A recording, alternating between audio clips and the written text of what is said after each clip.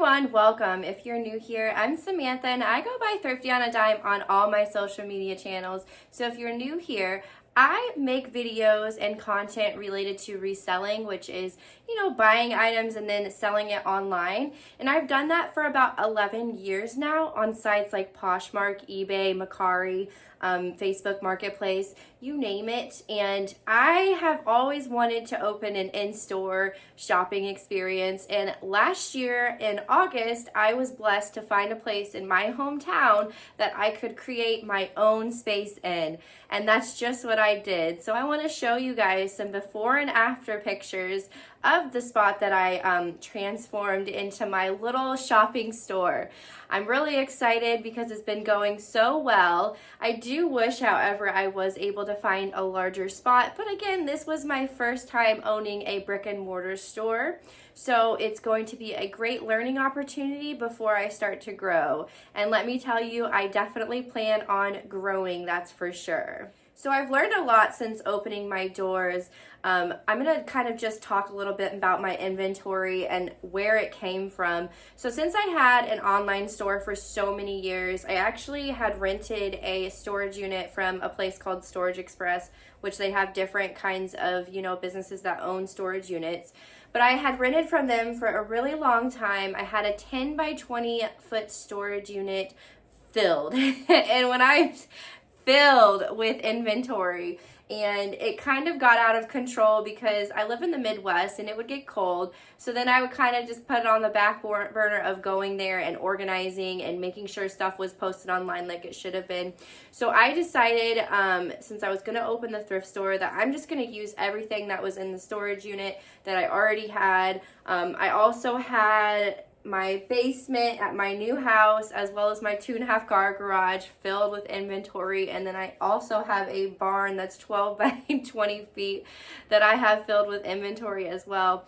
But the barn was new inventory that I just got, so that stuff was just going to stay online, but everything else was fair game. So I did just start with what I had on hand. But me being me, I love garage sales, I love thrifting, so of course I couldn't stop buying either. So I hit up so many garage sales and stuff like that, and that garage sales allow me to find one-offs of the items and kind of be able to curate how my aesthetic is in my store as well as my online store, which is great. But I have kind of like glorified Plato's Closet style of buying things. So you know how Plato's Closet will go through your items and then tell you, hey, I'm interested in this for this price. Well, me, I like to do it a little differently, and I find this model is great, especially because I'm able to get the stuff that they don't want connected with somebody who could use it if I'm not going to list it in my store. So, I keep a notebook at my work of people who come in that may be less fortunate, that are on the look for things. But I mean, me being a small business, a single mom, I can't just constantly give out stuff for free that's in my store. But I am able to keep things separate, and in this book I can keep their size, what they're looking for, and be able to bag up the stuff that I'm not going to put in the store or online and call them up like, hey, I can bring it to you, or if you want to stop by the shop, you can grab it there. And then that connects, what I'm not going to take to them. But what I have here is a buyout. So 2 buyouts, and then just these 2 small bags were donated to me, but the rest were buyouts. I maybe get 5% of my items from donation. Most of the time I am paying people for their items.